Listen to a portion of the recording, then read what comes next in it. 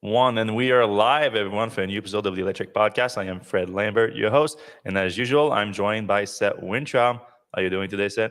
I'm good. All right, I hope you're ready because we have a ton of news to discuss today, and we're gonna start with something that just broke news about an hour or so ago, and that's Tesla opening its charge connector in the hope of making it a new standard. So this is interesting because we discussed that just recently because of Aptera. If you guys don't know Aptera, it's this company that's making this three-wheeler that's like a hyper-efficient electric vehicle that is can be powered by solar. You can put the solar on top, and you, technically, if you drive it for like less than like 10, 20 miles a day, it's basically just a solar car. You only charge it with solar, but it also has a bigger battery pack, and you can still plug in to charge it. And they made the argument, which is a strong argument, that the article doesn't show up. Sorry, let me see what happens here. It's just because it opens up in a new tab. Oh, no. All right, it's gonna work like that. Boom. Okay. Sorry about that little technical mistake on my part. We've got a new site this week, so we're learning everything. Yeah, when I was putting the podcast posts together, I had to adapt because if you just like the headlines, it doesn't necessarily put the link in anymore. But it's just take me one more second, so it's not a big deal. Okay, anyway, back to the news here.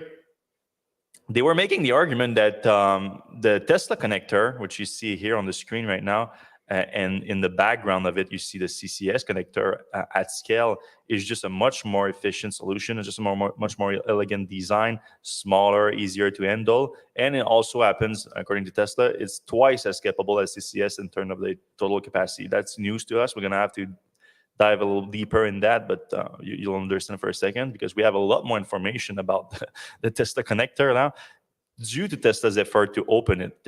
So what Aptera did at the time, because technically they could, that's what's the confusion about the news today about Tesla opening the connector, because people are like, didn't Tesla already open source their patent and everything? Yes, they did.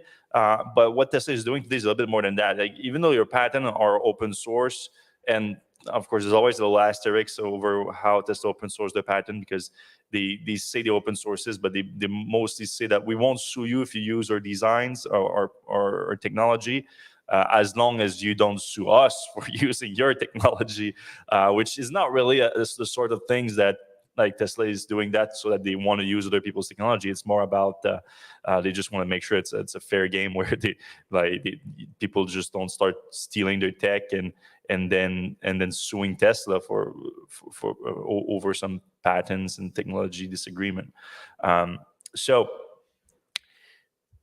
But to do that, so Aptera wanted to adapt the technology, but to do it, they need a little bit more than just the patent being open. They need all the specs, all the design, and even like construction, engineering, schematic, and everything. And Tesla, that's what Tesla is opening right now, because they want to make their connector the standard for North America. And they went a step further. They changed the name, which doesn't sound like much, but that's actually a big deal. Now the connector is to be called, and starting this point forward, the North American Charging Standard, the NACS. NACS. Okay, let's go for NACS. Let's call it NACS. So NACS, the big deal with changing the name is that one of the things that was preventing the Tesla connector to become the standard, because it predates the CCS connector, if I'm not mistaken. It's 2012 Tesla introduced its charge connector. Yeah, I mean, it debuted with the Model S, so in 2012. But I don't know, like, if they had the schematics for the CCS thing beforehand, you know how slow those standards bodies are. I don't know. Like, I'm trying to think. I know CHAdeMO was around, because of the Nissan Leaf, but that was, and the Volt didn't have anything. Yeah, I mean, as far as we know, the first implementation was 2012. Mm-hmm. Yeah, so Tesla was extremely early, obviously, in adopting electric vehicles and only making electric vehicles, and they had to develop their own standard. And now what's happening, even though like the CCS has been adopted by basically every other automaker other than Tesla, they end up with even if they want to use a Tesla connector, like the auto industry is such a competitive industry, like it would look bad to just, okay, we're gonna all adopt Tesla standard as a connector. Like this is never gonna happen in the industry. So just changing the name to now it's the NACS, or North American Charging Standard, that will help a little bit, though obviously Tesla's name is still strongly attached to it at this point, so it might take a little bit of time. But you might see, maybe not some legacy automakers go for this, but some new startup might decide to adapt this. And the big difference is, since it's completely open, I would assume that Tesla is not charging any licensing fees for using it, which is a big difference compared to the J1772 CCS connectors. So that's already like a big difference there. And then Tesla claims a bunch of things, including the fact that here's the blog post that Tesla posted today. They claim that it has no moving parts, half the size, and twice as powerful as the CCS connectors. We just learned today that you can take up to 1,000 volt. 1,000 volts is a lot. Like that. Yeah. That starts to jump. You know, starts to get sparks and stuff. Yeah, it starts like to melt things, really. Yeah.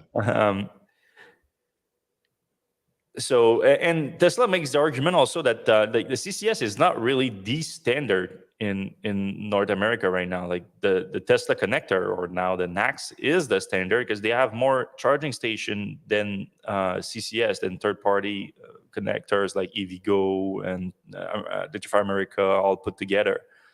So they have a strong argument here, and with seriously, Aptera might have been the push that they made, and the petition I didn't mention. They had a petition, and I just today looked at the numbers because we haven't looked at them since they posted it. Like it was earlier this summer. They had 40,000 signatures for it, which, I mean, might not sound like that much, but for something as niche as like a standard for EV charging station, it's pretty significant. Obscure for sure. Because no one is going to argue against it in terms of the actual logic behind it. Like, it is a more elegant solution.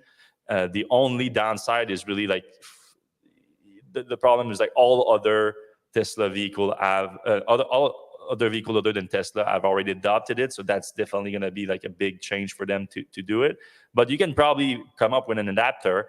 And when you zoom out and you look at the grand scheme of things, there's definitely going to be a lot more electric vehicle produced from this day forward than from now back to whenever EV started, let's say 2012 when Tesla launched the Model S. So if we all adopt a unified standard right now, obviously it would have a positive impact long term, and converting all charging station to it is it's a big ask. So with Tesla just posting a blog post like that, they did say in the blog post that some charging charging network operators already have plans to adopt it, but that's not enough details. I mean, we know EVgo already has put Tesla charge connectors on 600 stations, so that could just be it. But that's not those stations just being Tesla connectors or NACS now. It's NACS and CCS and even CHAdeMO at some station. Yeah, and they just use the CHAdeMO adapter, so they're only at 50 kilowatts. I thought they were straight up putting the connector on this. No, I mean they are basically buying a Tesla CHAdeMO adapter and putting it in the station. Oh, I didn't know that. Yeah, that's what I mean. That's up until this point. That's what EVgo has been doing. Okay.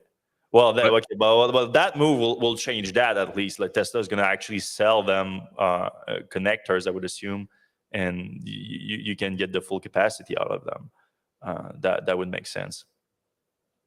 Oh, we have Carl in San Diego that said the CCS was adopted in October 2012, with the Chevy Spark being the first to adopt. That's a nice little that's interesting tidbit of information. Because that's right around when the first Model S exactly around that. It was Q4 2012, so right around the same time. But like Chevy Spark was the first to adopt it, but Chevy Spark was not in 2012, if I remember correctly. I think it's 2013. Oh, maybe model year 2013. That could make sense. That's possible. Yeah. I think that thing was a crazy little car. It had more torque than a Ferrari. Yeah. We're gonna talk about Theron later on, and I hadn't seen one of those in a long time, but one of the engineers came to my house to fix the prototype that they gave me, it had a little spark, and it brought me back when I saw that car. Yeah. So, like, going back to this thing, why, after a decade of using the adapter, why didn't Tesla do this 10 years ago? Or why didn't they do that, at some point sooner? Why are they doing this now? Yeah. So if you want my opinion on it, and it's just my opinion, like I don't know it for a fact, it has to do with the IRA, the new. Actually, that's not the IRA. That's the infrastructure bill that came before. Right. Infrastructure. That unlocked the billions of dollars in investment in charging station, is like $6 or $7 billion. That is currently being distributed right now. I think the first batch happened just a few weeks ago, a month ago, and one of the requirements to get some funding to deploy those new charging stations is that it's a weird requirement. They do not require you to have a CCS adapter or compatibility with CCS. And Tesla has indicated that they will enable compatibility with CCS. And I think, by the way, some people are thinking that this announcement today means that they're not going to do that. I don't think that that's the case. I think they're still going to do that because there's still value in that. There's hundreds of thousands of vehicles now on the road that's can use the supercharger with CCS. That would make a ton of sense. But what they do require is that the charging station that get the funding needs to be able to operate with electric vehicles from more than one automaker. So weird way to phrase this, but more than one automaker, that basically was targeting just Tesla. Tesla and Rivian, technically, even though Rivian uses CCS on their fast charging station that they're deploying, they are locked just to work with Rivian vehicles for now, at least. So I'm sure that Rivian is considering their options on that front, because I'm sure they're also going to want to have some of that money. But yeah, so if Tesla can, instead of adopting CCS at those new stations that they want funding for, if they can have another automaker adopt their own standard, then all of their station automatically become eligible for funding. And I mean, literally, it could be that Aptera, if Aptera brings their vehicle to market with CCS, not with the NACS now as their standard, then Tesla has access to the funding. So that would make sense right now. To be fair, like that sounds like Tesla is just going after some government money and everything. I'm not saying that in any nefarious way whatsoever. It might literally be that Tesla, like, with Aptera, Tesla would have wanted that for a long time. Obviously, it would be an advantage if their own standard, if their own connector become the standard. It's just a giant advantage for them. But what happened is that for a long time it didn't look like a possibility with everyone adopting CCS and everything. But now with Aptera pushing for that and Tesla seeing some momentum for it, maybe they said, let's give it a shot and see if we can get people on board. Do you have another take on this, or do you agree? Yeah, I mean, I agree with that. I think that now is that's why they're making this decision now. I think they should have done this a long time ago. I think it would have been kind of better for the industry to have one standard, and Tesla would have been at an advantage if it was the standard bearer, I guess. But then there's always the questions like, well, who controls it? Like, if Volkswagen wants to do something different, do they have to go through Tesla? Do they, if you're going over a megawatt or something somewhere down the line in the future for trucks, who controls that? You can't fork it. There's all kinds of stuff. And I don't know if Tesla in this blog post has really answered, like, is it really truly a standard that, all the automakers can get involved in? The other thing is, it's just the physical handle. So the CCS thing is not just the handle, it's also the handshake and, the whole adapter and all the other It's stuff. the whole thing too. I think it's the whole thing for Tesla. I haven't had time. Like, this is, by the way, if people are not aware, this literally came out like in 2 hours ago. So Tesla has released all the documentation, so we haven't had time to go through the whole thing. So don't take it on us if we don't have everything right now. But it looks like it's the whole thing. Like this stuff, first of all, it's definitely the on the vehicle side too. Like they released this image, but it looks like it's the entire protocol and the handshake and everything. everything is included. It looks like. I've just been perusing a little bit the documentation that they released, but some of it, like you can go on the website right now, like or go on the Electrek. We have the link, the download link is right there. I'm showing it right now on it, and yeah, it goes into very details about how to even incorporate that in a vehicle and everything. It's there's even the pin, the DC, AC, the EC, the DC pin, all the connectors, the inlet, everything is in there. It's But pretty we know impressive. all Teslas that are built right now can do CCS with an adapter. Mm-hmm. So, I think like the best case scenario would be that all vehicles can do both Tesla and NACS and CCS. And then at that point, either make two holes in the car or, give everybody an adapter to carry around, and then everybody can charge everywhere. And Yeah, then but I mean, we're also early. Like, it sounds weird to say, but like, because it's been 10 years in the making, but we're also still early enough that we could make the switch. It's just you think there's like no chance whatsoever that everyone gets on board. That's what you're I saying. don't see Volkswagen and Ford and stuff. GM. Yeah, just throwing their lot in with Tesla, because if Yeah. Tesla controls the standard, they're losing some. But at the same time, They what don't should have charging stations though. That's the right? whole thing. That's true. Maybe what should happen is Charin, the group that covers CCS, should say, okay, let's figure this out. We're going to make our, CCS3 adapter is really just a Tesla adapter. So, like, Mhm. the roadmap is to go from both CCS and Tesla to Yeah. one unified adapter. And it sounds like this Tesla spec has some new stuff in it, like megawatt charging, which we hadn't Mhm. heard that this thing could do before. So maybe there's some new stuff here. Maybe Charin can be convinced. We know Tesla's part of the Charin user group. So um, maybe there's a way to kind of like make this all go to one spot, and keep compatibility with CCS and Tesla as well. So Yeah. hopefully that's in the works. But we know how these things don't always. Yeah, I know. I definitely agree with you that it would be quite the task to get everyone on board. But this is the first step to see like how is it even a possibility really. And when you look at this image here, and congrats to whoever at Tesla pulled that together. Like there's no excuse. Like when you look at this thing, you're like, all right, like who did that? Like it's Yeah, like I mean, it becomes like an accessibility concern as well, because those are quite heavy, and with the big cords, those things are very hard to plug in. And if you have any accessibility issues, maybe that becomes a problem. So Mhm. you got to fix that stuff. And this is, it's gonna come to a head. Like, this is gonna come to one of these kind of situations where they're gonna have to, have an easier solution, I guess. Yeah. Well, it's something that we're going to keep an eye on in the next few months to see if the story evolves. But we're also going to have a few more stories later on today or tomorrow about once we can get through the entire documentation, because I'm sure there's a few pieces of news here that is going to be important. But let's move on about what has dominated the news all week in the Tesla world, which is kind of annoying for some people because it it's It it's is not what it about is. Tesla really. Well, it became about Tesla. He made it about Tesla, where he's been selling Tesla stock to finance not just the acquisition of Twitter, but now it sounds that it's to finance the survival of Twitter.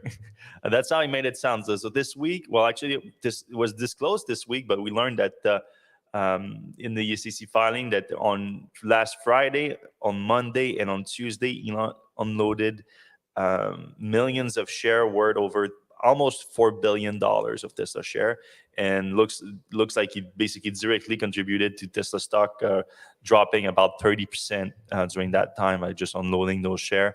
That selling pressure was big on Tesla and wiped out over $100 billion worth of value at Tesla, which I'm starting to see some like I'm thought like over the last year, no more than that, over the last 2 years, I've seen a lot of like hardcore Tesla fans just Elon fans, excuse me, a lot of Elon fans start moving away from him. a little bit, and for a bunch of different reasons, like his political alliance these days, and not alliance, but affiliation, I should say, and making himself a political person at this point. Like literally, this week he told like people you should vote Republican, which is kind of a very rare thing to say for not just a CEO, but someone as influential as Elon Musk. Like you don't get people like weighing in that much like that.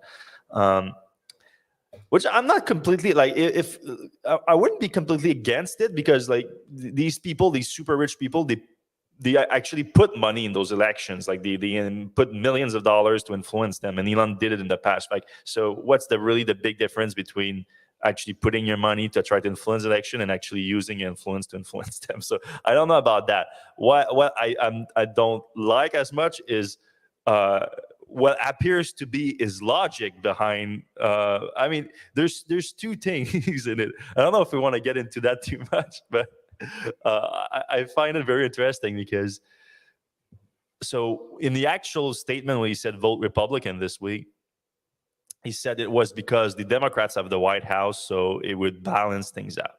Okay, if that's really your logic, that's fine.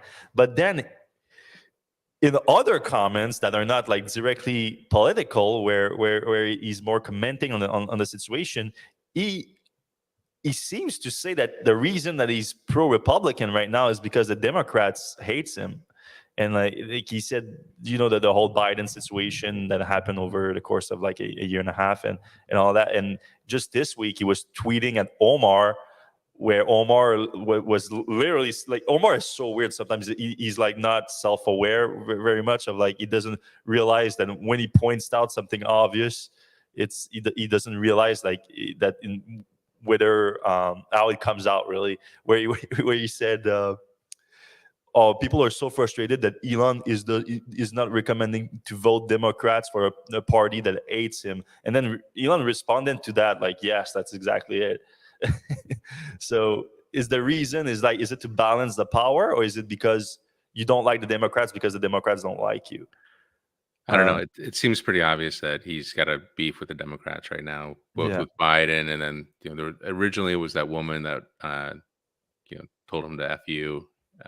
Yeah, there was that. You're right. There was that during was during the COVID. COVID, and Right. then it was the Biden not inviting him to some kind of announcement, and obviously the biggest one I get was the union thing that they were going to do against Tesla for the tax credit. Right. That is actually has an impact. That's my whole point. Is like, okay, like people don't like you for whatever reason. I mean, I'm pretty sure Elon is aware that he's a pretty divisive person, and not everyone's going to like him. I mean, especially at the scale he's at. And I just don't understand, like, because some people in that party don't like you, dislike you, and say things, you're gonna vote for the other party despite of the actual politics behind them. Because my whole point was always, I thought Elon was pro-environment and wanted to, his old comment about we were doing this crazy scientific experiment of pumping carbon dioxide into the atmosphere, and we don't know what kind of result it's going to get. Like that's the Elon that got me. That Elon I was like, I was on board with. But Right. Now, and in my view, there's one party that is doing something about that. There's another party that's not doing something about that. So that would be a hit for me personally, because I think it's the biggest issue of our time right now. Not that there's not other important issue, they are, but I think that if we don't solve this one, the other ones don't matter that much. So yeah, I don't like the way it's devolving these days into that. But the way that and I don't know if you like my headline here, that Elon is selling $3.9 billion worth of Tesla to throw in the Twitter dumpster fire. Oh, I liked it. Which is pretty much exactly what's happening right now. So at all physical, more psychological level, like there's a lot of things happening, but on the physical level, he's literally like taking money away from Tesla and putting it in Twitter. And for what exactly? Because the Twitter situation right now is kind of wild. I mean, this whole thing about, we're gonna charge you $20 for a verified check mark, and then it's gonna be $8. Yeah, right. Yeah, it was gonna be 20. Sure, that's a classic move to charge you something that you weren't paying for before. But no, I mean, and it's firing back because the logic behind, and I think they pulled it today. Right now, you cannot subscribe and get the verified check mark today. They pulled it Yeah, there's yesterday. something weird where you like even people who bought the verified aren't even seeing the verified. Yeah, but I think because they pulled it today because too many Right. people were doing weird things with it. Because that I thought that's the weird thing about this. He saw it coming.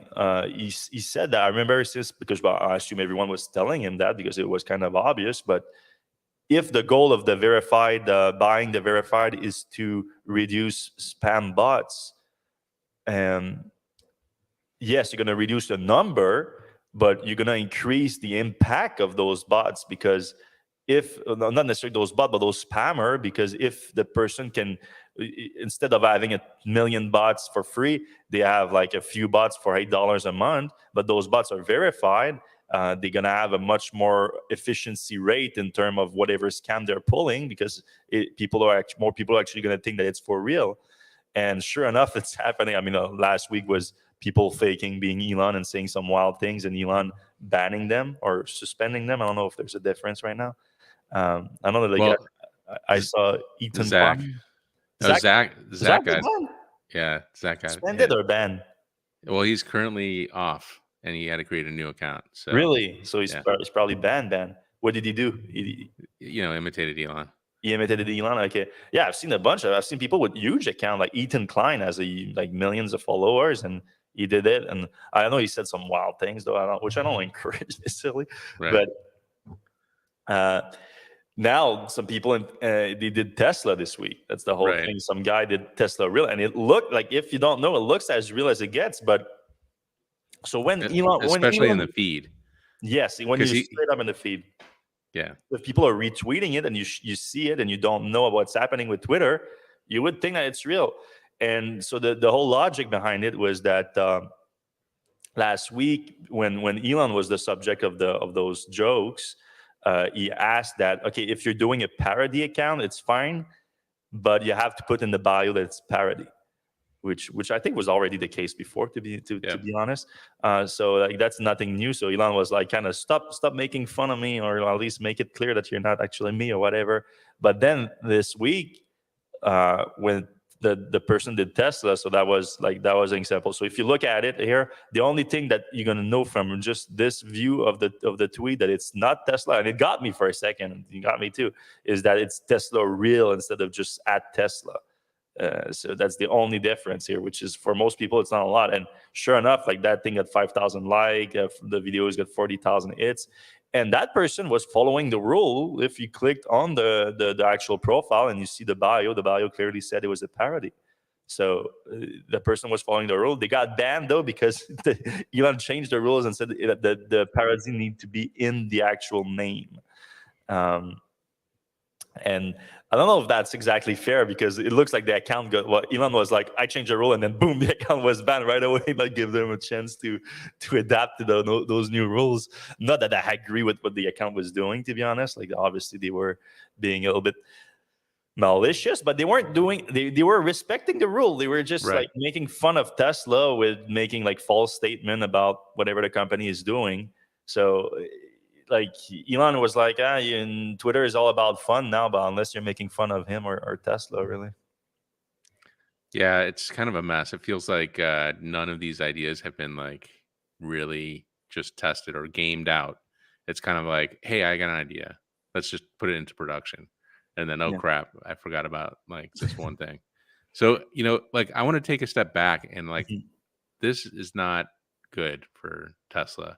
And the reason it's not good for Tesla is because Elon has so tightly control, put his name, like he basically eliminated the PR department and said Yeah. basically all public statements from Tesla have to go out through my Twitter account. I'm the one who does all this stuff. It's me. So he's inextricably tied himself to Tesla. And then he's going out and kind of making a fool of himself a little bit, I would say, with the Twitter thing. Like he may be able to pull Twitter out. Like he's obviously an extremely smart guy, and I always thought Twitter was a very undervalued entity, especially with the the attention economy and how many important people use it. So as long as people don't leave Twitter, and there hasn't been that many Mhm. people leaving, and it's frankly been a soap opera since it started. So like probably they're getting more interaction now than they've ever gotten. Yeah.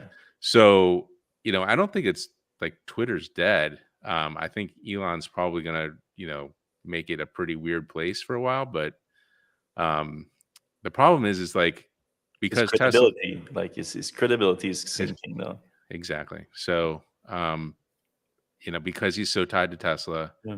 um, all the weird crazy stuff he does there, kind of you're kind of like, well, if he's not putting any thought into this thing, is he putting any thought into robots, and Mm. is he putting thought into full self-driving?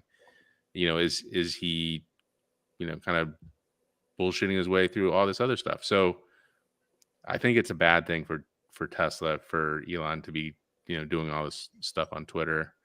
But he's been kind of going down this road for a while, and I don't think Tesla sales have been hurt at all. So Yeah, I mean, it's hard to say at this point just how it's going to impact Tesla, other than literally impacting the stock at this point, with Elon like selling like crazy just to finance this Twitter project. right, But at the credibility level, it's important. But even before that, before even Elon even talked about acquiring Twitter, we were already worried about his use of Twitter in the first place, and how this echo chamber that he created in Twitter is hurting his feedback loop, and it's affecting it's affecting his decision making. It's affecting maybe even his psyche. If I'm maybe reaching by saying that. I'm no psychologist or anything like that, but in my opinion, like there was an article that came out this week. It was in the Washington Post, which obviously this is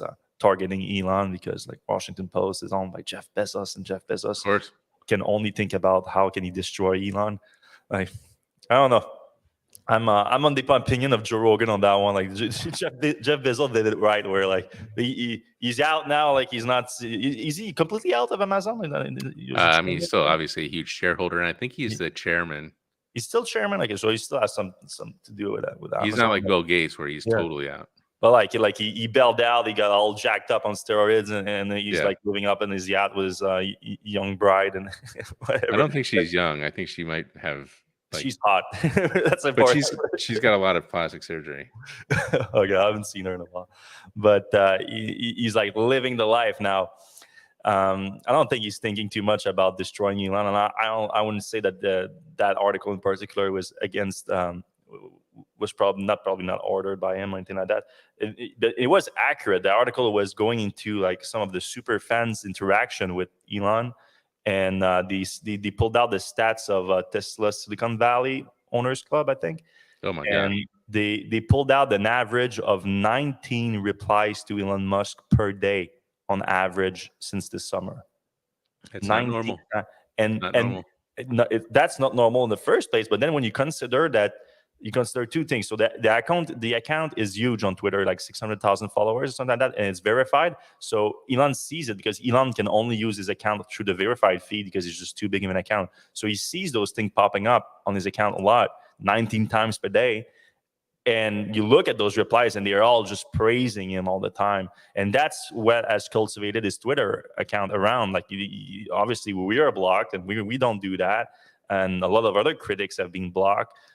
And so when you create this whole environment where you're just getting praised all the time, and obviously, I'm not saying he's only get praised. Obviously, he gets also critics out there. But when you just focus on all that praise, and you just encourage that, like these guys that are just sending that 19, like, because even if you are a giant fan of Elon Musk, like even like if you agree with everything he did, would you be sending him 19 praise a day? Like no, it makes no sense. It's completely unhealthy behavior, and it cannot be positive on whoever that, I forget that guy's name that runs that account, and Elon himself.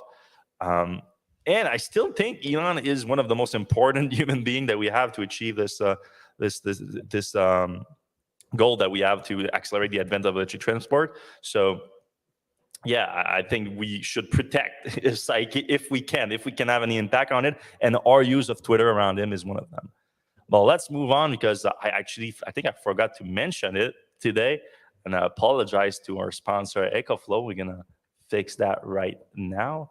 I'm just having some issue navigating my old show notes right now because of this new system here, but I have it right now. So I just want to say thanks to EcoFlow because their Black Friday sale is here. They are sponsoring the show this week with a 50% off on a wide range of EcoFlow portable power and solar panel solution. You can use the code EFBF8 off. Well, that's complicated. EFB8 off. It's in the show notes. For 8% extra off. But yeah, you can see in the show notes right now. Yeah, I mean, they're great products, like basically a little power wall on that you can move around, and with solar, it's plug and play power wall and solar. You had one for a review at one point, Sam, did you? Yep, and they're fantastic. Let me do a quick read on that. So EcoFlow's Black Friday sale is here, so it's a perfect time to score a deal on the EcoFlow portable power and solar panel solution. From weekend camping trips to powering a whole household in a blackout, EcoFlow offers a portable power and solar combination for everyone. In the sale that Fred mentioned previously, you'll find discounts of up to 50% off on a wide range of products with an extra 8% off for Electrek listeners. The sale offers discounts on almost the entire lineup from EcoFlow, including its new Delta line that packs an industry-leading output up to 3.6 kilowatts. It's quite a bit.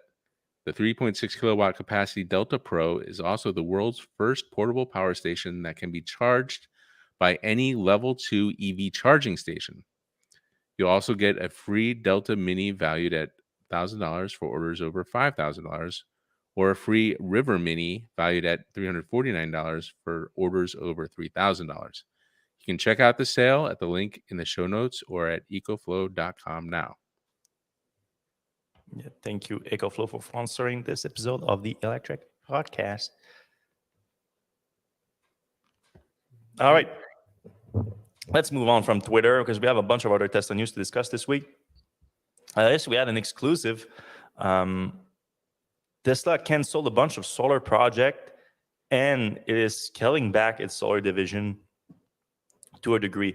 So we got a bunch of report this week from people that had a Tesla solar project, either solar panels, or solar roof.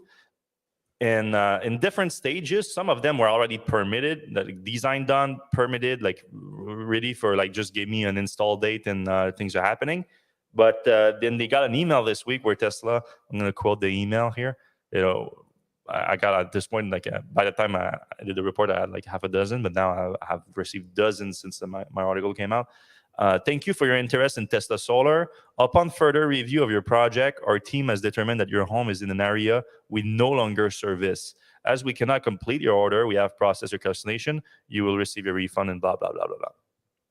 So when I saw that, I was like, all right, no service. An area we no longer service. So I started asking everyone that got this email, like, where are they? Because I thought, okay, maybe it's Tesla's pulling out of a certain state, or Tesla is this certain area.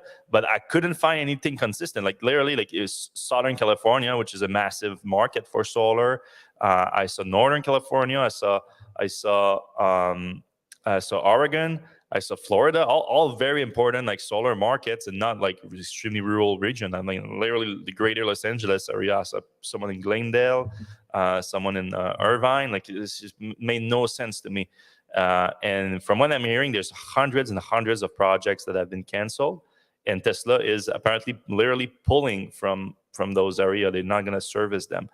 And what they're telling those customers is that instead they can go through a third-party certified installers.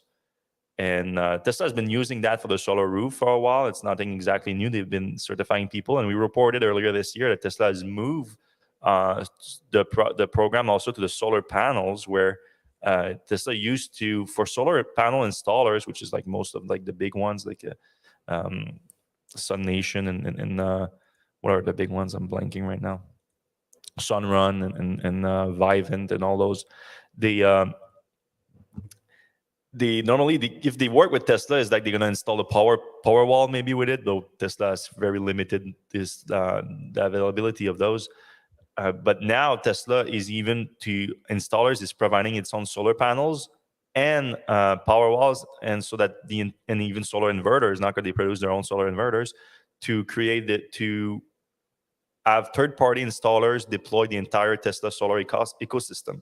So you have access like the Tesla app and have all those features that comes with it, but Tesla is not involved in the installation whatsoever. Now the problem is the few customers that I talked to that did go with that option after Tesla released that, they did contact those third-party installers. They were all given higher prices than Tesla gave them. Because like, again, those projects with Tesla were already advanced, and like they had their price. They were waiting for installation date in some cases. So yeah, this is a somewhat of a major change in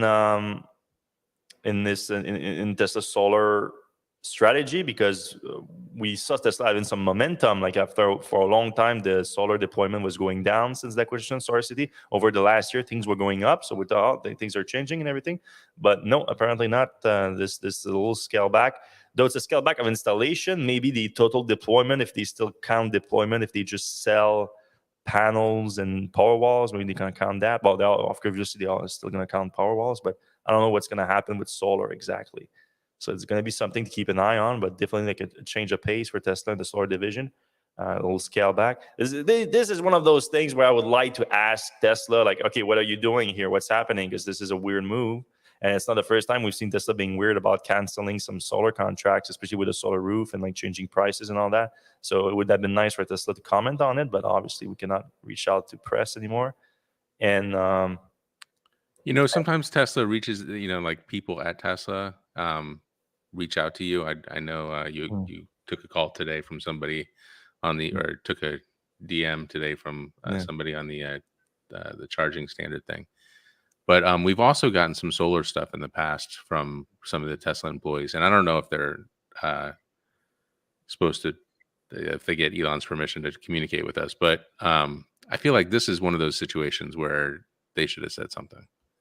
Yeah. Speaking of, I did reach out to a few people, and it's not clear what's happening. But Tesla has also let go of a bunch of people in the scheduling department and planning department of solar.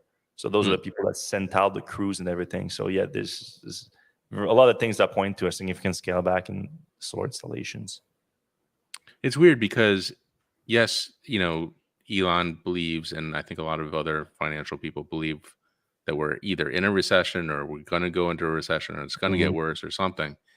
But like Tesla doesn't have any, like they have money coming in. There's obviously, they're making profits. They don't have to pay dividends to anybody. Why not invest in people and, and more solar and more batteries? And it just seems weird that they're cutting back at this point because, they haven't reached demand. Like, I don't think they've made enough solar, or I don't think they're building more than the demand is out there.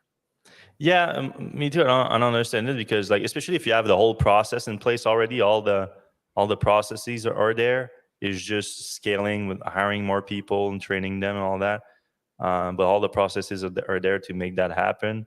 It's all about just capital, and that's what the solar industry had some problem with in terms of like financing those projects with as little money down as possible. But I feel like Tesla, like you said, is in the best situation to do that with their cash situation. So yeah, I don't understand. It is a headache for sure. It's like to add on top of all the other business that Tesla has. But I thought they were just tight. Like, why they were not growing? I thought it's because they were tightening everything up to be very solid and then scale from a solid point, instead of like taking like the struggling SolarCity and trying to make it work. But no, apparently not. All right, good news for the people that have salvaged Tesla vehicles with salvage titles.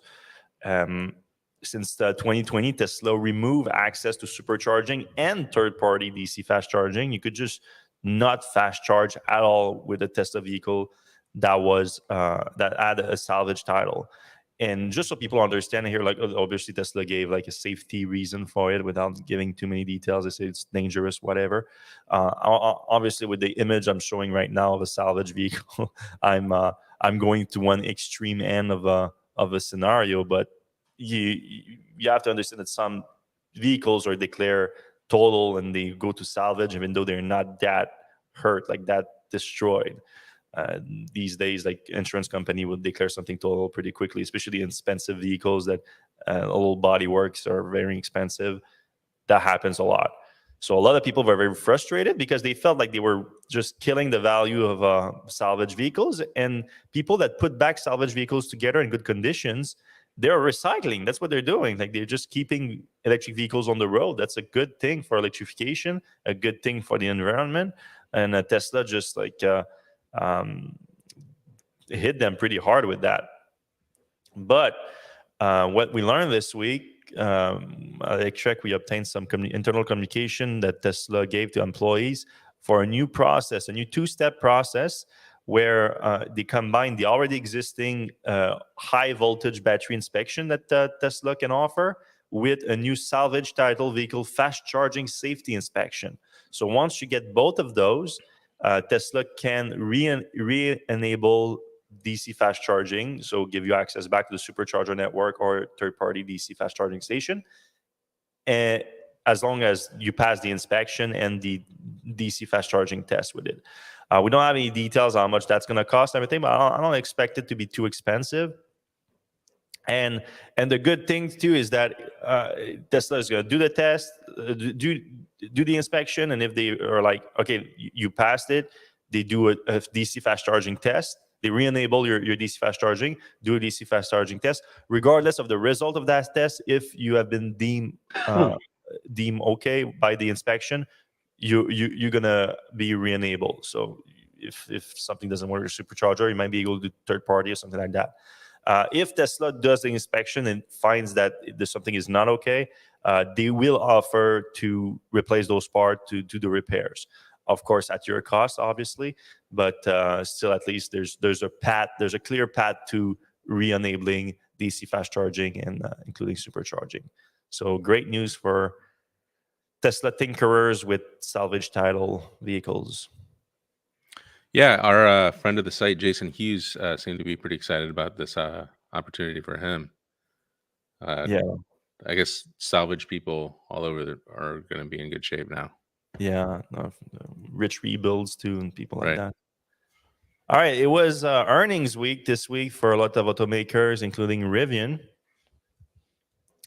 They posted their earnings with expansion of 67% of the production. They are reiterating their 25,000 units production goal for 2022. And so I think now they are at 15,000 units. So they're going to need 10,000 units produced in the last 3 months of the year. But let's look into revenue, $500 million in revenue in the third quarter. So pretty good. But where things hurt is operating costs grew to $850 million. So that's up almost 150 million from the same quarter last year. The net loss was $1.7 billion. So that also hurt. But they still have $13.8 billion cash. So they're going to survive for a while. What I want, though, is the gross margin on their car. Did we not post that? I think it's negative. Yeah, I know it's negative. I just want to see how it tracks. So let me see here. I can pull up the shareholder letter. I feel like I read that it was still quite large. Because that's what we really need to be tracking. I should have told Peter when he wrote the article. So the gross profit, yeah, that's not what we want. We want the profit margin on the vehicles. Where's the income statement? They make that so hard to find these days. Okay, there you go. So 2022, they got $500 million of revenue for selling those vehicles, and it cost them $1.5 billion to do it. Yeah, that's just awful. So that's the thing that I see people like commenting on, like, oh, well, whenever the production ramps up, so like this quarter, for example, they claim that they're going to produce 10,000 units, so that's way up from last quarter. Like then that's when they're going to start making money. not necessarily. If they still have gross margin on it, like negative gross margin, they're gonna lose money still. I don't like. There's a point where the economy of scale does impact it, but not that kind of impact. Not an impact from going from negative 50% to positive 5%. Like this too big of a step from just regular economy of scale. There has to be something else that breaks. So yeah, this is still a problem that needs to be fixed at Rivian. Again, they still have almost $14 billion cash on hand, so they have time to fix this, but not that much time, because I would assume that if the trends continue right now on the gross margin, they're going to lose over $2.5 billion this quarter. And that's going to be a big hit on their $14 billion cash on hand.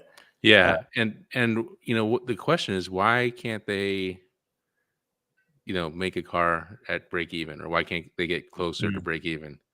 And I just don't understand like how they're not able to get closer to break even, these months later. I know they're ramping up. I know this is new to them, all the other stuff, but it doesn't seem like they're reeling in the costs. Well, one of the big problems is that they came into production with a big backlog of orders at a price that was too low, right? That they promised, and to give them benefit of to give them some credit here, a lot of companies will have then screw that. Let's just go with let's just change people's prices even though they have a reservation, and instead they were we'll honor they had some people, media, including ourselves, had to apply some pressure, but they did reverse back to do that. But now they had so many reservations that people that decided to go through with the order with the old price, they are still working to that backlog, and the backlog has increased. I'm impressed by it, like 113,000 reservation right now for Rivian. That's massive for a company that's going to produce 25,000 trucks this year. They basically have 4 years of production, 4 years of backlog right now. It's insane. Well, theoretically, they're going to be at 10,000 next quarter. Yeah. So yeah, 40,000. So let's say 2 years of production rate at this quarter if they do achieve their stated goal. But they are still working through those people that had the whole pricing. So I'm sure, but looking at this, how negative that gross margin, like it costing them 3 times as much money to build a truck as they are selling it for. So we're nowhere near the 15 to 20% price increase that they have on the new units. It's nowhere near. So there has to be something that changed for them to survive here. Again, they still have time, but they have less time than people think. Yep. All right, I need to go back here, do this. Starting to get the hang of this new system here. I'm getting it. Stick with me. The other earnings result that were released were Lucid. They delivered 1,400 Lucid Air, their sedan, and that brought them almost $200 million worth of revenue. Let me see here where they are at in terms of cost of revenue. So, because they have the exact same issue as Rivian, basically, but not as bad, because on $200 million of revenue, it cost them about $500 million. So still twice as much. So not 3 times the amount of money that it costs, but twice. Though the production is ramping up, so that's going to help too here, but to a degree. They have 34,000 air on reservation. That's also very good. Doesn't sound as much because we just talked about Rivian having 100,000 of them, but the air is a more expensive car. Well, I mean, it's a more expensive car. Right now, they do have options that are cheaper. They're just not available just yet. What's their cash on hand? Because I'm a little bit more worried about them on that, though, even though they're losing less money. I kind of actually wish they'd run out of money so that somebody would buy them, like Apple or. But I don't know. We didn't share the cash on hand. I feel like Apple is perfect for Lucid because, Apple wants to build premium stuff. Lucid's premium. They've got really good motors, got really good vehicles. Apple wants to start high end, I'm sure. They're based in Northern California. Yeah, it all packaged up nicely. Yeah. Yeah, I'm not against it. Definitely not against it. All right. We also had a few unveilings this week. Audi came out with the Q8 e-tron. God, I hate their naming scheme. Yeah. Their naming scheme. They should, like, as soon as they go all electric, like there's no there's no gas power, they should just drop the e-tron and just go back to Q8, Q4, Q6, and that's it. Yeah. I mean, Audi, it's not the unveilings are not as exciting anymore because like the design, their styling is extremely close of their existing SUVs. Like the Q8 like here is if you're used to Audi SUV, it's sharp though, very sharp SUV. Yeah, they're quite popular too. Yeah, for good reasons. They're solid vehicles. Talking about 600 kilometers of range here. Let's see. 273 miles of range that adds up. But let's see all the different. I have so many. The Q8 50 e-tron, Q8 Sports 50 e-tron, Q8 55 e-tron. Like it's insane. There's 3 more. So yeah, it's 106 kilowatt-hour battery pack for the 55 version, the bigger. And you have dual motor. It starts with dual motors, and you have a tri-motor version for the Performance SQ8 and SQ8 Sportsback. And those 3 motors equals to 370 kilowatts of power output. So even though the other ones are dual motors, you have 2 capacity because you have 250 for the base ones and 300. So it goes 250, 300, both for dual motors, and then 370 for a tri-motor version. And in terms of range, the basic one, Q8 50, has an 89 kilowatt-hour battery pack, just like the Sportsback version. And the Sportsback's a little bit more efficient with 214 miles of range, 305 for the non-Sportsback version. Those are all WLTP range, by the way. It's not APA because this unveiling was just for the European market. It's going to take a little bit before it reaches the US market. But yeah, if you go with the bigger battery pack version, but still dual motors, you can get up to 373 miles of range. And again, the tri-motor performance version, you still have the bigger battery pack, but with the higher performance, you get a little bit less efficiency, up to 319 miles of range. The base price is going to start at 74,000 euros in Germany. So the euro and the USD is basically at parity right now, but that includes taxes in Germany, I would assume. So I would think something closer to $65,000 for the base price.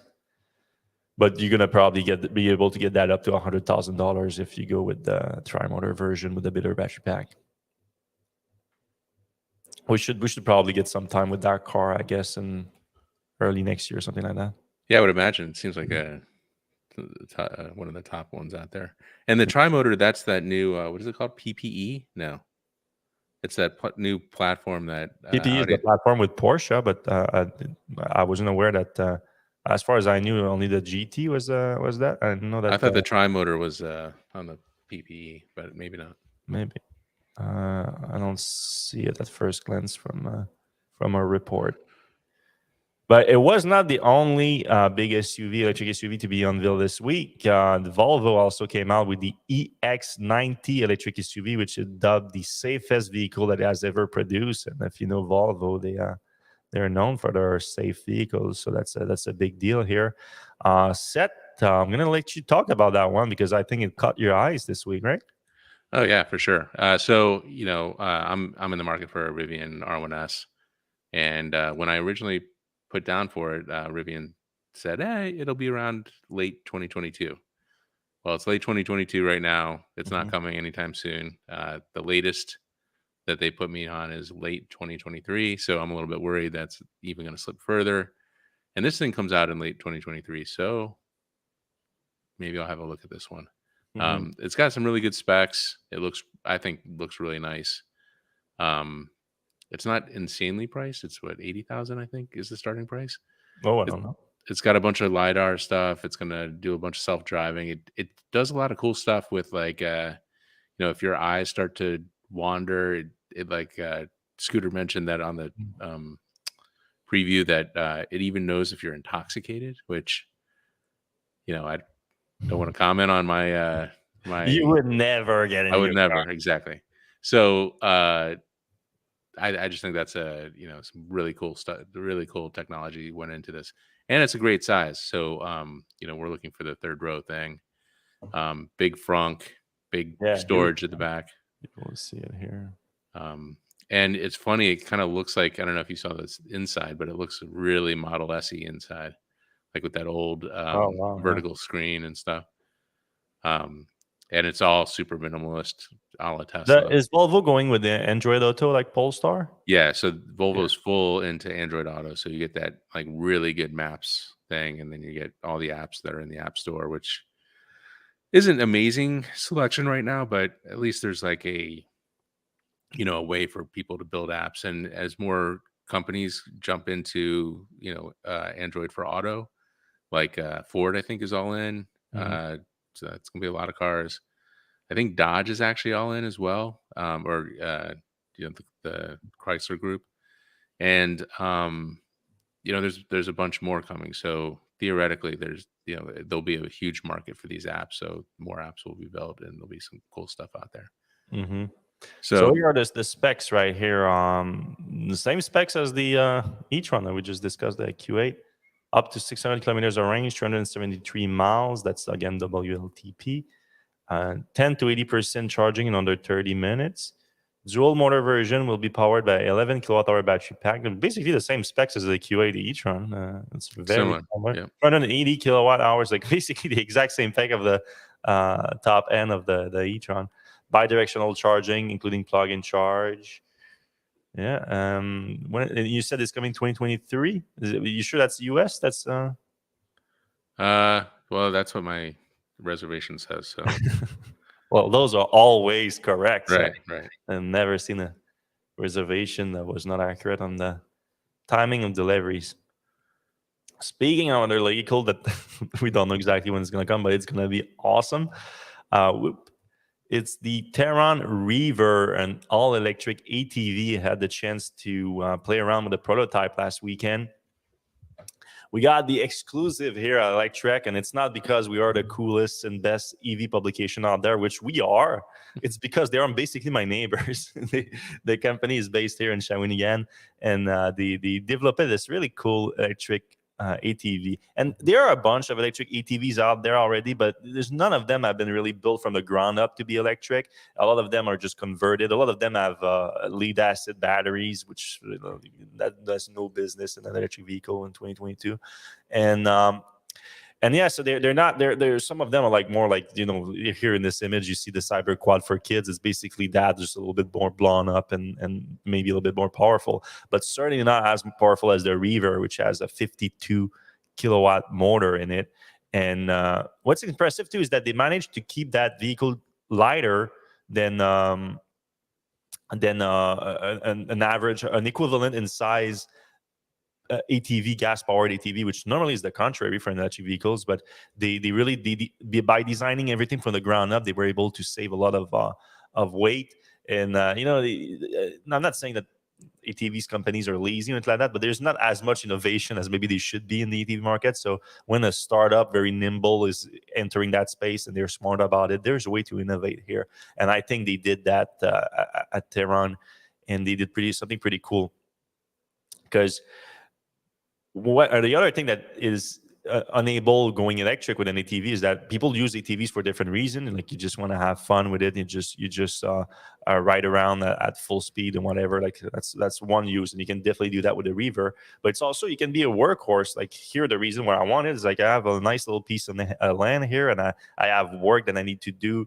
That's literally at the other side of it, which is like basically kilometers away, and if I want to bring tools there and everything, and I have to walk all the way there, I cannot bring my car. I have my Suron, but it's not very great for carrying stuff around. So this thing, you have a towing capacity of 1,500 pounds, so you can put a trailer on it. And because it's electric, they're doing some very cool things where you're gonna be able to put like the it's like the F-150 of ATVs, F-150 Lightning of ATVs. You're gonna be able to power tools on it in the back, charge a power station. It's gonna be like a mobile workstation basically. And how much power did they say would be available?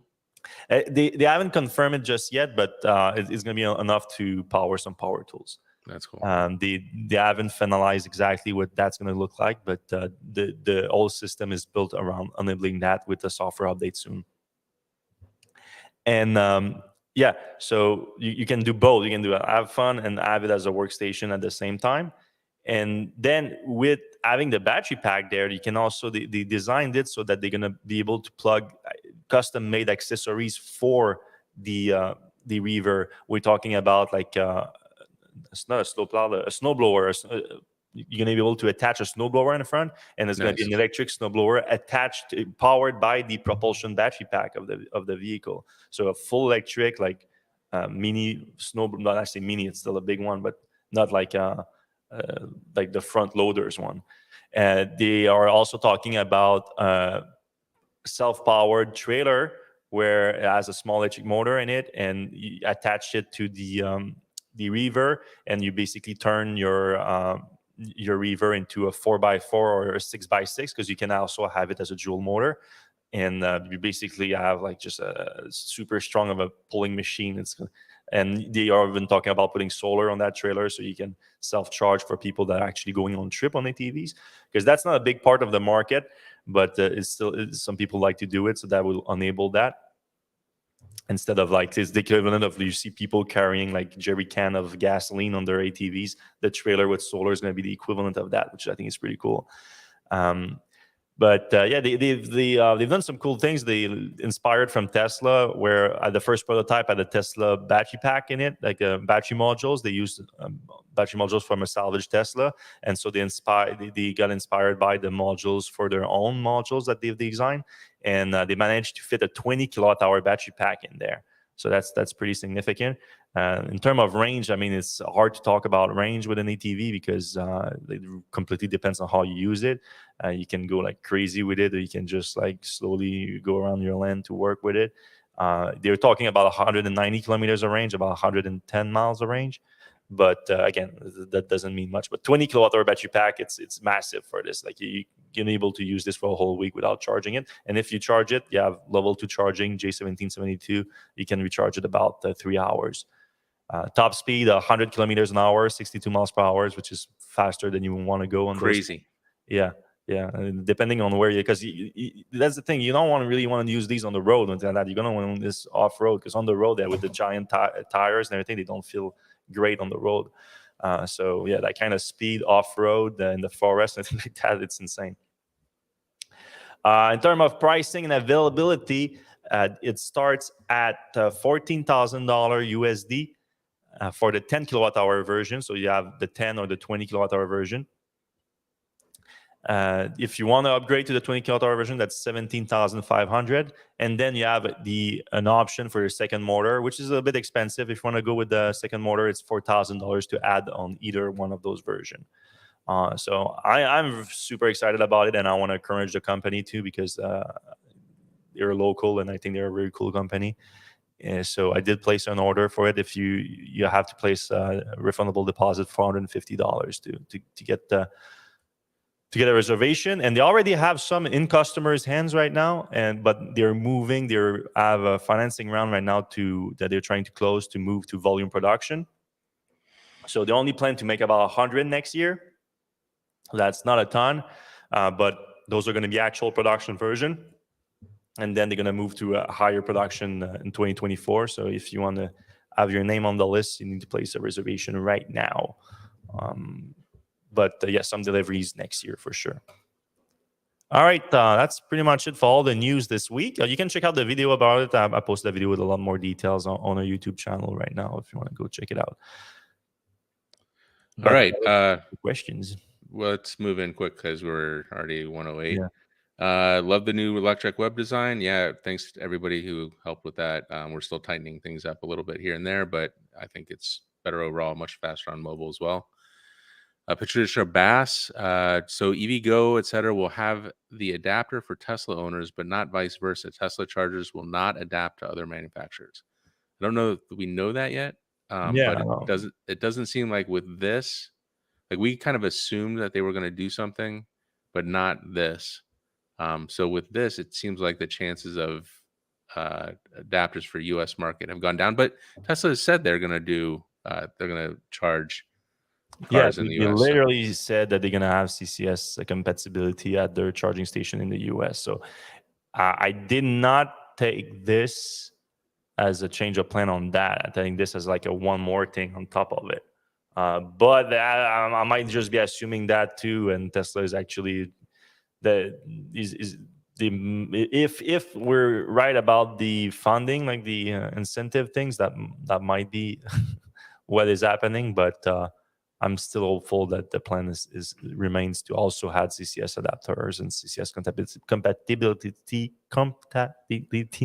at the superchargers. Yeah, and just to answer her second question, what about the Teslas made in other countries? Don't they use a different charger? Yes, they use CCS Yeah, in Europe, in different CCS than in North America, though. They see right? CCS Which is combo 2, which is a super bit frustrating. different, but yeah. All right, question from Bike Angelus. It seems the Twitter deal represents the greatest risk to Tesla since they ramped, since Model 3 went big. What do you think about that? I mean, I think the Twitter deal, and I think Elon Musk at this point is the greatest threat to Tesla, and I think Twitter is part of what is having Elon Musk Right. losing it a little bit. So yeah, I guess, but I think there's more than just Twitter. But I think I literally think that Twitter, not just the deal, but his use of Twitter Right. is a major influence of him. Like, I keep going back of like the capture thing. You remember when he told me that I was captured by the Tesla shorts and they influenced me into becoming anti-Tesla? I think he basically like thought he was projecting about Projecting, himself. I Yeah, know. because I think he got captured by the right because the Democrats were being mean to him. And to be fair, the Democrats did some dumb things too. Like it's not For sure. like they did things that he shouldn't have done, for sure, and they did things purely political, including the union thing that they were trying to give $4,500 to EVs made by unions. That was definitely anti-Tesla, but not specifically for Tesla. I think it was just like for unions. But yeah, so I think those things build up together. Started having an influence on him, and then obviously the whole echo chamber that he built around him on Twitter with the Omars and Sawyer and all those people. I think, and again, I don't want to sound mean. Like I don't think these people mean bad. Even Omar, who I think is a complete idiot, I don't think he means bad. I think he doesn't understand what the impact he's having on the situation. I think he's just like, I'm super pro Tesla and I want Tesla to succeed, which I agree with him. I want Tesla to succeed too, but he's doing it in a way that he doesn't see how it's eroding on Elon's psyche and affecting the whole situation. Yeah. All right, let's move on. Follow-up question: how do you assess the rollout of other charging networks in the USA, with the Supercharger network seeming to be fully deployed for seamless SV driving? Competing automakers are at a deficit. I think that's. I don't know. What do you think about that? I mean, we've said it for years that legacy automakers should have invested in their own networks, not relied on third party. And third party had a very bad track record in terms of usability and uptime. But it is getting better, and so it's tracking for the best. But Yeah. Tesla definitely still have a giant advantage from investing on it early, and they keep investing on it, and it's hard to catch up. But at the same time, if everything becomes open, like Tesla, has given everybody like no one can complain about Tesla like having a moat with the supercharger network now, because they just said like, you guys can have it. You can have our standard, and get on board. Obviously, people like that would also help them with making the supercharger a bigger revenue stream. But still, like no one can say that Tesla is trying to build a moat with the supercharger network anymore. Yep. All right, Carl in San Diego disagree that Elon is helping with sustainable transportation. Or we're getting pretty. He has been so focused on building what he wants and not what is sustainable. I guess that's bigger, faster cars and not like smaller bolts and stuff. Yeah, but do you agree with that? Well, no, I think I think the faster cars, the performance, and everything. I think that's all that's what people want. Not only is what people want, it help dispel a lot of the stereotypes about electric cars being golf cars and things like that. Like that was still the case. People don't remember. Like that was still the case until the Model S. Like, yeah. And even from the Model S, it took a while. It took the dual motor event. It took even maybe up to until Plaid. Like, and now I think it's just you're living under a rock if you don't know. Like, if you want the fastest car in the world, the performance car in the world, you have to go electric. But it wasn't too long ago that it wasn't the case. All right, Carl in San Diego, this is some rare good news from Tesla that they reversed the decision for salvaged vehicles. Yeah, what do you think we talked about it before, but what do you think the motivation was? I don't. Well, yeah, I mean, someone who actually reached out and gave me the tip from Tesla had a theory about it. And I mean, they were at Tesla, but I don't think they were privy to like the actual thinking behind the decision or anything like that. And they had a theory where, with opening up the supercharger network, whether through CCS or now this new open standard, they are onboarding non-Tesla EVs on the network on the CCS, and they have no way of knowing if that car was salvaged or not, salvage title or not, like they do for their own cars, because they have all your data, believe it or not. So it looks bad for them to they say, no Tesla vehicle salvage on DC fast charging, but they're gonna accept like a Bolt that has been salvaged on their supercharger network. Like, that would make no sense. So I guess that's a theory, but I don't know if that's the one that made it. It is for sure that they have no excuse that it took 2 years to make that happen, though. Yeah. All right. This is just a comment. Elon has a long history of being pro free speech, except the speech he disagrees with. I think we're all kind of seeing that. What does a bankrupt Rivian look like? Does Amazon swoop in, or does it just go away? I don't think it would go away. I don't know if Amazon would swoop in, or maybe one of the other investors. I guess Amazon would be the. Yeah, I mean, I guess like when I say like the clock is ticking, they have $13 billion in the bank and they're losing $2 billion a quarter.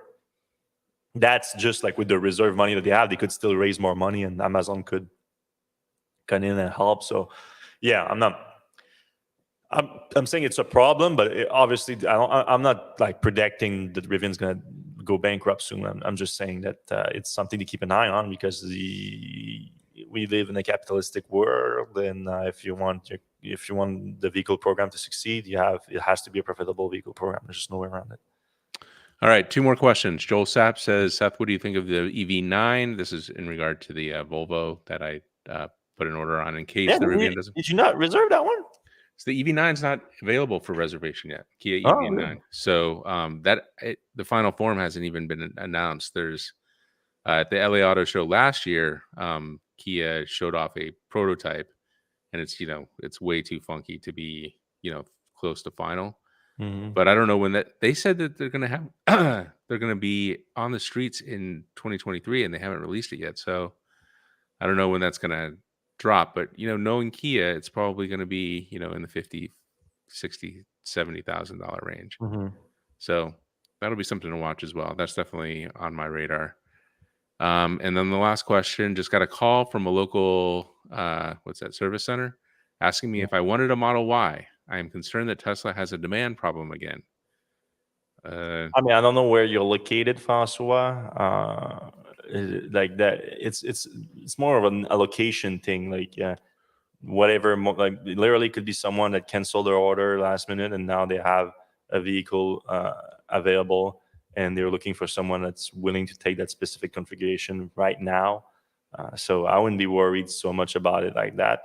But yeah, I mean, Tesla right now, I mean, I assume you're in the US. If you're in the US, Tesla is kind of in a weird situation where a lot of people are waiting for next year when some of those vehicles, including the Model Y, are going to be eligible for a nice little $7,500 check. So, Yep.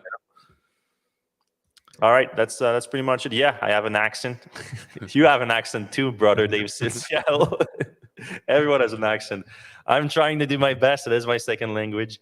But yeah, thank you very much for listening to the show this week. We went a little bit long. We had a lot to discuss, but I hope you appreciate it. And thank you for EcoFlow for sponsoring the show this week.